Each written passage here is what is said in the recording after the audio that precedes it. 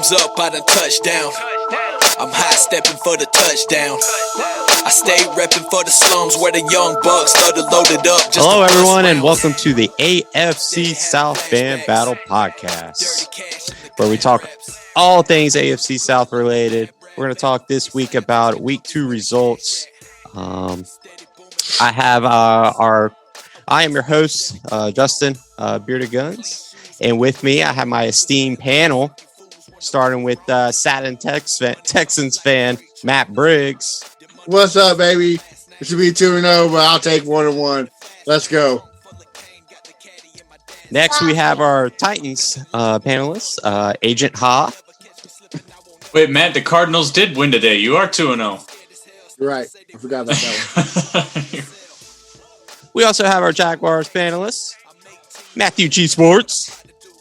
Yeah, we had the first overall pick last year, and we're looking worse than we did last year. So I'll just stop there. All right, then we have our Colts panelist, Josh Senior. Yeah, man, but we 2-0, but at least Bama beat Florida. Okay, is this based off my tweet? I'm not even a Florida fan. So to give a little context, Josh Senior tweeted out a tweet of Alabama doing the Gator chomp after the game, and I tweeted back at him. I was like, "Oh, a team that was supposed to win the game won the game," and yeah, it was just funny banter back and forth. But hey, guys, let's get started with this. Let's start with some news and notes. Injuries around the league. What do we got? Dude, Lots. Yeah. Let's list off who didn't get hurt. That'd be quicker. I think Trevor Lawrence and Tannehill are the only two quarterbacks that didn't get hurt this week. Right. I know Tua Tagovailoa went down. Andy Dalton went down as well. Obviously, Tyrod Taylor. Yeah. Carson Wentz. Who else went out? What happened to Carson Wentz? Ankle. Oh, it was his ankle. Okay, I heard shoulder. So Aaron Donald tackled him on the pass on third down, and he twisted his ankle. Oh goodness, I missed that. It looked pretty rough. Yeah, it looked pretty rough, but he said that it's not broken, so he thinks. But we'll know tomorrow. Okay. And Tua did something to his ribs. He's out for a couple games. TJ Watt. Yep. Also missed the rest of the game with a groin. Mm-hmm. Tyler Lewan. Yeah, Taylor Lewan got hurt in the pregame warmups, but based on his play last week, I think we did better. Perfect. So obviously around the league we had a lot of good games, but if we want to go ahead and dive right in, since Carson Wentz got hurt, Josh Senior, how well did the rest of the team do? He got hurt in the fourth quarter, so once Easton came in to get a drive going to tie the game up, he threw a pick to Jalen Ramsey to end the game. Oh, I've heard of him. I don't want to hear about him. No. Who is she? Yeah, I would say the same too. He threw a pick on the first possession. Yeah, but you guys won the game. So take us through a quick recap of the game. No, they did not win the game. Oh, I'm sorry. No, we did not. Take me through, figuratively speaking. Tell us what you would have liked to have seen happen. Yeah, I did say we went 0-2, but you said what I like what happened? Just take us through the recap of the game. It ain't much other than the defense. Have another outing where they let another receiver go for $160. Running game, the run defense was poor. Run game was poor. Offensive line was poor. Play calling was poor. Darius Leonard looked good though. Darius Leonard looked pretty good. He got the key stop, forcing the Rams to kick a field goal. But other than that, our secondary is trash. But then y'all have a lot of questionables on that secondary. Like Blackman was he was hurt. Wills, they weren't out, but they were still hurt. Wills was hurt. Yeah.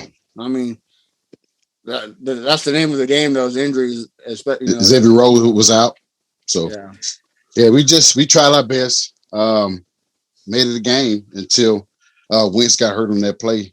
It's just like the Chiefs know the offensive line being hurt is a big factor too. I mean, having Eric Fisher in and out, and then you have the Texans' old trash Julian Davenport. That doesn't help you either.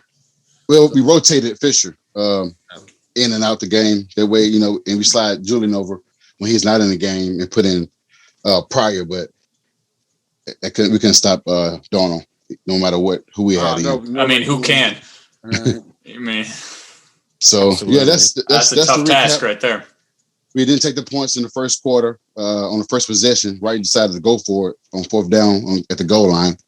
That I wouldn't say it cost us the game. Wentz threw a costly pick on a shuffle pass on the goal line. They getting the points on that one too. So there's a lot of errors that we made that made the difference of the game. Yeah, I've been seeing a lot about that play call. A lot of people was calling on Frank Wright. A lot of people was calling on Carson Wentz. In your opinion, who is it on? Carson played these two games. I know everybody giving Carson heat right now. These two games, Carson has given us what we've been needing the last two seasons. Well, I was talking about that pick. Who's that pick on? Is it on Frank Reich or is it on Carson Wentz? I was on Carson, but Donald he broke the play up. It was supposed to go to Doyle, but he pushed the pile in, forcing Doyle to hit the ground, and that's when the pick came to the D line or the linebacker. I got a quick question: with this injury, is Carson Wentz injury prone, or is this just one of those things that is this a football injury? It's a football injury. It was a tackle. It was a tackle that Donald made. What's the difference? That's a major difference. Yeah, I think if it's a nagging injury, it's injury prone, right? Like if okay, just like I got you. Yeah, like Marcus Mariota. Gotcha. Right, you know what I mean? Like, or hey, if you break your ankle one time and you keep having ankle issues on and on, Yeah, I gotcha. think that's a reoccurring injury. This one just happened in his back. Yeah. So So literally happened in the fourth quarter. He played the whole game under pressure, but the last play before he got taken out, that's what they got him out for the game. do you know how long he's going to be out for? Have they announced that yet? Not yet. He said he said it's sore, but we'll know tomorrow if it's They're giving the updates at the halftime show right now on all those quarterbacks. I'm trying to turn the closed captioning on so I could give an update. Yeah. They were talking about Andy Dalton. I couldn't get Carson Wentz, but anyway, go on. Yeah, it's right now it just said it's sore. We'll know tomorrow with the MRI. Hopefully he's there next week because we got a big one, division game, our first one of the season. So I'll let you know tomorrow. One last question for you. Do you feel comfortable with going with Jacob Eason for a couple games? Can I curse on here? I mean, I don't. It's past bedtime. It's past bedtime. No. You may not have a choice. Hey, can we get Jacoby back? Did you watch him in Miami today? You might not want him. No, I don't feel comfortable. I won't be shit talking if Easton starts. I'll be quiet. Psych. Gotcha. So, hey, moving from one injury quarterback in the league to another one, let's head on over to you, Matt Briggs, and let's talk about the Texans for a little bit. Oh, look, we were at a 13-point underdog. Game started nice.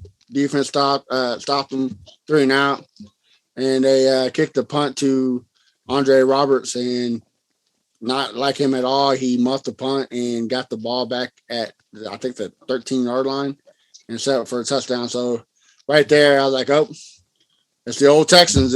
That Jags game was a fluke. We're number one pick coming in. But no, Tyrod Taylor took that team down and they scored. The offense was moving really good. The defense was making some really good stops, especially against the run. That first half, it was looking good. And then all of a sudden, before the half, Tyrod Taylor and them were trying to do a 2-man offense, and he did a bootleg and went to throw the ball out of bounds so he wouldn't get sacked.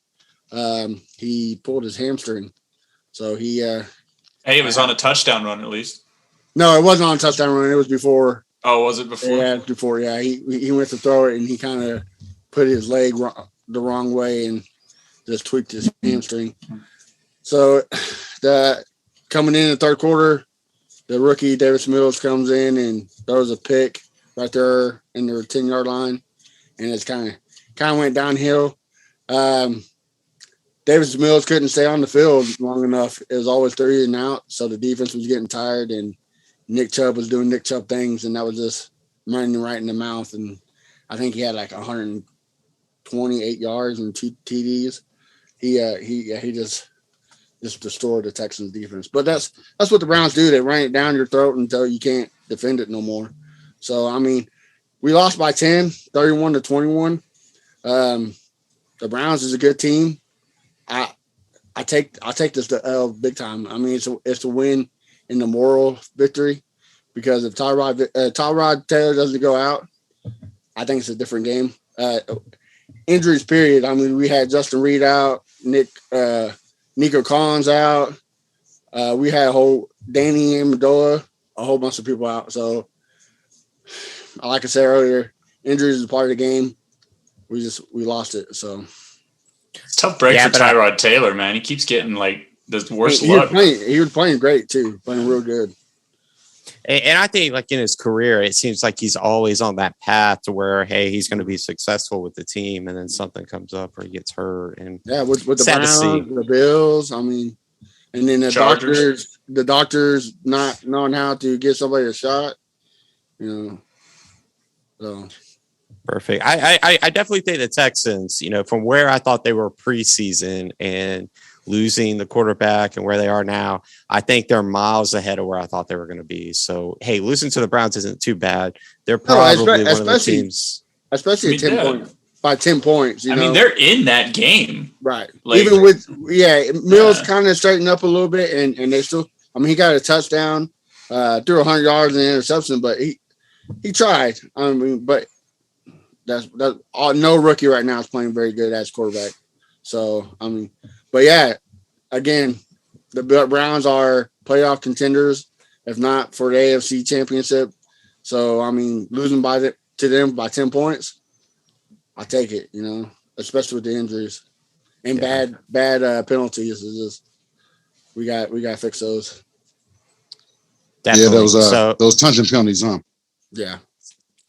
Yeah. So for the future outlook, you feel good moving forward if Tyrod isn't back for 4 or 5 weeks? Last I've heard, they said that he might be able to play next week, but possibly not because it's a Thursday night game, so you only have a couple of days to heal. That's right, it's Thursday.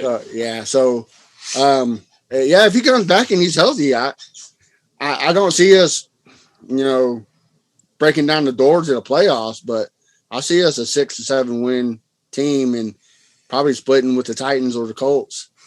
Who y'all play Thursday? Carolina Panthers. Who's your backup behind Mills?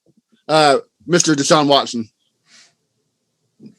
Is Driscoll still on the roster? Would they actually put him on the field though? Like if it came down to that, would he actually? Here lately, they've been ruling him as out for personal issues because he's trying to get a massage down there. 22 personal issues. Right there you go. So I mean, and they're going to be running the Wildcat if Mills goes down. Who's that Broncos receiver they had play quarterback last year? You give him a call. That's what they were talking about during the game. They said Danny Amendola has played quarterback one time in the NFL, but he was out too. So I mean, like, who's going? But I don't know. We're gonna have to pick up somebody from practice squad or something. I think Chad Henne needs a job.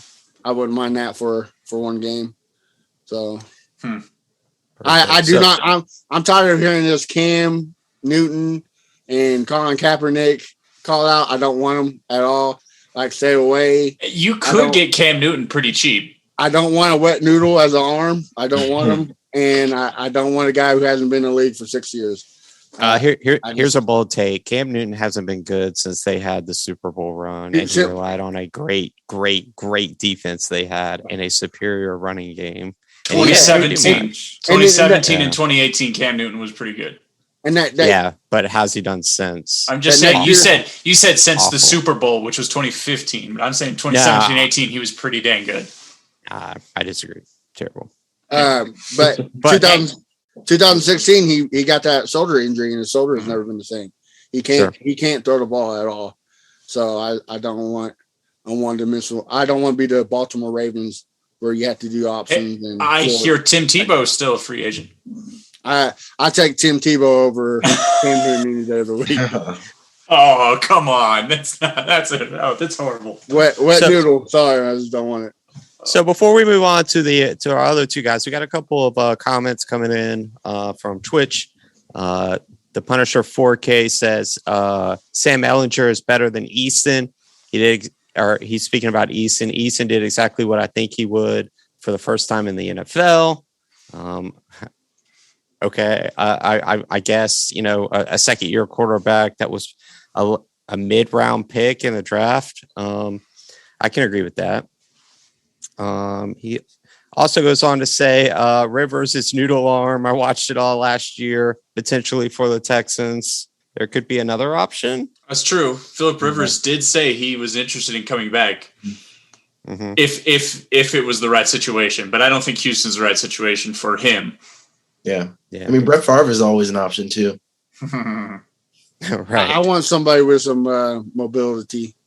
So we do have a question from Sam, and this will lead us into. She promised she wouldn't chime in. No. Yeah, this will lead us into the Jaguars. Her question was, number one, why is Andrew Norwell still playing for the Jaguars? So lead us off, Matt. Well, we paid him a lot of money to be mediocre at best. That's why. Gosh, and he had that horrible penalty. Like he's only been in the league for 15 years. That's super annoying. But for the Jaguars, man, it was a rough day. I got super excited because I was like, I knew I was going to be on tonight's podcast. So I got my notebook out. I'm like, I'm going to take some notes. We got the good things happening. I sat down that first drive. I was like, man, this is great. First quarter. Let me write some notes out. We're looking good. And then if you look at my notes, it's just like I had my first quarter, couple notes. Second quarter, I forced myself to write some things. And then I don't know what happened to my notepad after that. So that's kind of how the game went.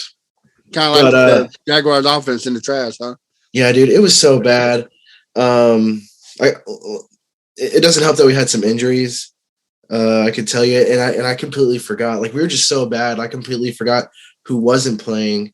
O'Shaughnessy was out, although he's not a world beater. AJ Cann, he got out of the game. And CJ Henderson ended up getting injured, and Laviska Shenault.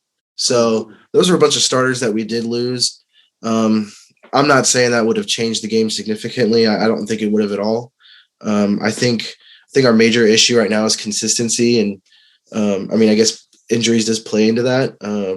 But I don't know how you come out into the first series and tear it up and march right down the field, and then for the rest of the game, it's a crap house. What was nice though is Robinson did get a few more carries, which was nice to see. I wish we would have handed the ball off a little bit more to him, but it was nice to see that he ran, and Trevor Lawrence wasn't scared to run. I think it was one time he scrambled, got a first down for us.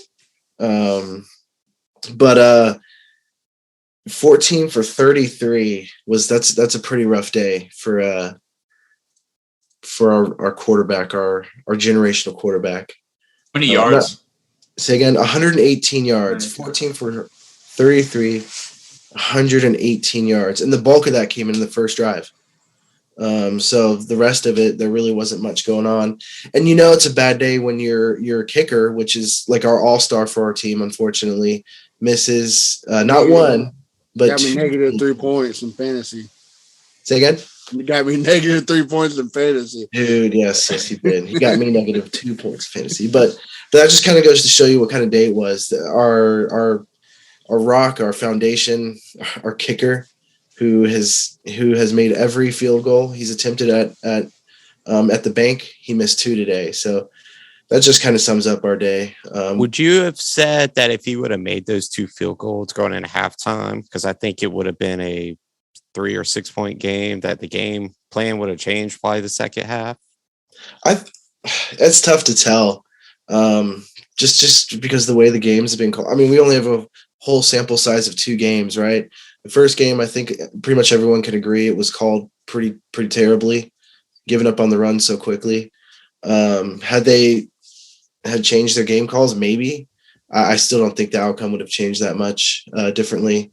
One bright spot, I think, on the defense, there were a lot of open field tackles that they were able to complete. I know in the past, anytime there was a one-on-one against an offensive player, it was a guarantee that guy was going to get into the second and third level of our defense. So that was a nice bright spot to see. But other than that, I mean, the pools look nice, I guess. So my question for you, Matt, is like, like usually your first possession on the offense is pre-designed plays where you practice that all week. And then after that, your game plan is usually not necessarily on the fly, but you're calling the plays as they come instead of predestined game plan going into it. Would you say that first drive was, hey, we worked on that all week, and then the rest of the drives were, let's play it by ear and see what happens? Yeah, totally. They're definitely still trying to force feed Lawrence. I think there were a lot of a series where we could have ran the ball a little bit more. I know that's it's just not what they're doing right now. I really don't get it. We have the pass catchers to do it. I know Laviska went down, but our other wide receivers are all right. I got a question for you. Yeah, especially with Marvin Jones, the way he came out that first drive. He started to look good. But my question is, so the running, is it the offensive line or is it the coaching? Is it coaching giving it up too soon, or is the offensive line not making the right blocks? I think it's a mix, honestly. I think it's the play calling is I don't get it. I know this is Urban Meyer's first rodeo into the NFL, right? So he's still trying to figure it out himself. He's relying heavily on his coaches. But I get a sense that there's really not I'm sure they're organized in a sense, but if you go back and you look at Urban Meyer teams of the past in college football, they were very organized down to the T, right? He was in the weeds with everything. And I feel like his approach is a little bit different this time. And I think that's kind of just throwing his whole system off. So I think because in college, it was a run first offense, right? Right.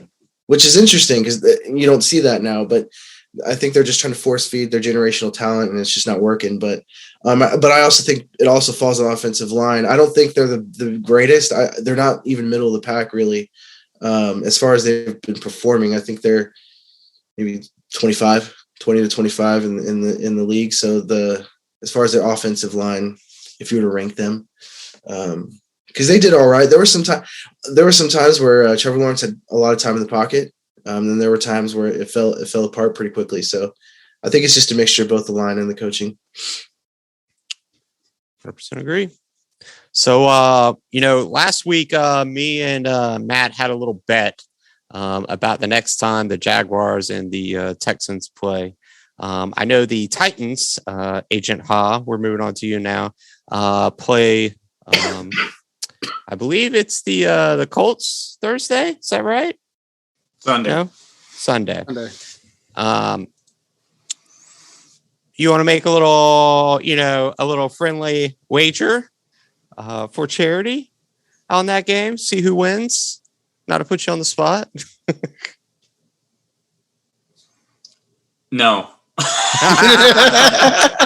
All right, so give us a recap of week 2. How about this? And it's nothing to do with like it has nothing to do with no bet. It's nothing to do with like what I think's going to happen. I just don't want to put that sort of I don't want to put pressure. that evil on the Titans. If you guys feel strongly about it, I'll donate to the charity without winning or losing the bet. Whatever you want. I ain't betting on the Titans. You're that superstitious, huh? What's that? No, that's fair. Yeah, I get it. There's a lot of people like that, but you're just one of those superstitious kind of guy. I don't know if it's superstition. It's just more of like I already am too emotionally invested in these games to the point where it's like, why do I need to add another layer to it? Like, what's the like? I don't want to do that. And all right, so give us a recap of week 2. Boy, that was a tale of two halves, is what that was. That first half, like the first half was everything that I said was wrong in week 1, where it was just sloppy. The offensive line play they were better in the first half than they were last week. But again, they were just making these sloppy mistakes. I didn't like it. Again, who is it on the offensive line? Quisenberry, went out, and as soon as he went out, they attacked it, and Tannehill had that sack fumble, and we just gave Seattle like an extra 7 points right before half, and it was just sloppy. I didn't like it. But the second half, boy, did they really, really did what I think this offense is really trying to do, which is take the ball and just have possession. I think they had 42 minutes of possession overall in that game. They really, really, really stepped up in that second half and crawled their way back into it. You know, I'm about as amazed as anybody else is that they actually won that game. But yeah, that second half adjustments, the way they executed, those sloppy mistakes that they had in the second half was just that blown coverage. And other than that, I think they played really, really well in that second half. Defensively, Christian Fulton was just covering DK Metcalf like so well. I was shocked that this was the defense that I was seeing. And should we say that Derrick Henry showed up and balled out? Say. Yeah, that shouldn't go without saying. And I know everybody hates Ryan Tannehill, but Tannehill was making some throws today. He really was staying cool in the pocket. I mean, the pressure was coming, but he stayed where he needed to go, and he was making those throws. A.J. Brown just had some crucial drops, but other than that, I mean, that second half was everything I wanted out of this Titans team. Was that offensively and defensively? What's up? Was that a touchdown by Julio? It certainly looked like. I got one look at it and I was like, okay, that's a touchdown, right? And everybody I was hearing, all the TV commentators were like, okay, that should be a touchdown. And then I started looking at other things, like fantasy things or whatever. And then they said it wasn't. So, I mean, I see they said his heel was out, but it looked like his toe went down first. I'm not somebody that says the refs screw games for anyone. It always bounces out because if you look, that was right before halftime. Our first possession of the second half, we got some really generous calls that gave us a touchdown. So, I mean, they gave us one back. But to me, it looked like a touchdown. I don't know what you guys thought. Touchdown. It looked like it to me. I think so. I mean, by a centimeter. Yeah. You know.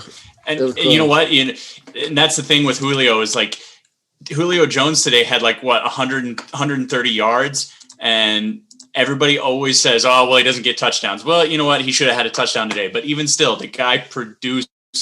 This is why we signed someone like this. Corey Davis wasn't going to be getting us those yards. If this was the Titans team of last year, A.J. Brown is dropping those passes and Corey Davis isn't the one stepping up. Julio Jones is, though. Yeah, I mean, are you concerned that Tannehill didn't have any touchdowns? No. No. I mean, Tannehill could have had touchdowns. It's not a big deal. I mean, he had what was it? He was throwing the ball a lot. I mean, he threw the ball 40 times, 350 yards. The guy was just slinging it. I think the touchdowns came off of one was at the goal line. What are you going to do there? You give it to Derrick Henry, right? I mean, sometimes they just fake it and Tannehill can march it in, but other than that, I mean, Derrick Henry had a big, long touchdown run. I'm not worried about that. I think Tannehill has been making the throws he needs to make. And who's our Ferkser went out, and so our tight end. Oh, I know I'm really bad on the spot. Jeff Swain. No. Michael Pruitt really showed up with some plays, and these are the guys that you gotta look out for on this offense when people are going to start looking for AJ Brown and Julio Jones and Derrick Henry. That third guy is going to get some looks, and Pruitt stepped up when he needed to, especially with Ferkser being out. Awesome. And again, I think that Seahawks team is a playoff ready team. I think them going and beating them in Seattle. It's a tough place to play for sure. Yeah. Yeah. It shouldn't go without saying is that the team that hurt themselves with penalties was Seattle. Yeah. Right. They were the ones. I mean, that's a place where you usually go in and you get a bunch of false starts. We had 2, but Seattle really hurt themselves. Side note, I know this was against Seattle, but these taunting penalties are ridiculous, right? Oh, yeah. They had this horrible taunting penalty on one of the Seahawks guy. He had a great pass breakup, and they call it taunting penalty because he flexed at the ground. Jordan Akins got one for spinning the ball. And exactly. This is so stupid. Referee said, word for word, penalty is for taunting for spinning the ball at the opponent. It's so dumb. Come on, man. Yeah, I think that, the NBA's kind of embrace their identity, because no offense to the NFL, but I think the NBA is probably one of the most forward-thinking professional sports leagues there is, and they let their the players be have who more they are. Control. They're more influential over it anyway than the NFL. But I know what you're saying. But I think the NFL just needs to let players just be themselves, not necessarily maybe grabbing their crotch like Marshawn Lynch jumping into the end zone. Okay, maybe not to that extent, or doing the discount double check hump, like in the Keenan and Kel video. But I think that they just got to let the players be the players. Like what was it, like 8 years ago when they banned the whole dunking on the goalpost? Like, come on, man, that's the fun part of the reason why I understand that one, because guys were actually dislodging the goalpost and they had to take 20 minutes to straighten it out. So I get that, but like these other ones, it's like, come on, let these guys just celebrate it for a second. Like, what's wrong with you guys? All right, so awesome. Let's do a quick round of predictions for next week. Okay, let's start out with you, Agent Ha. Titans versus the Colts. Who pulls out the win?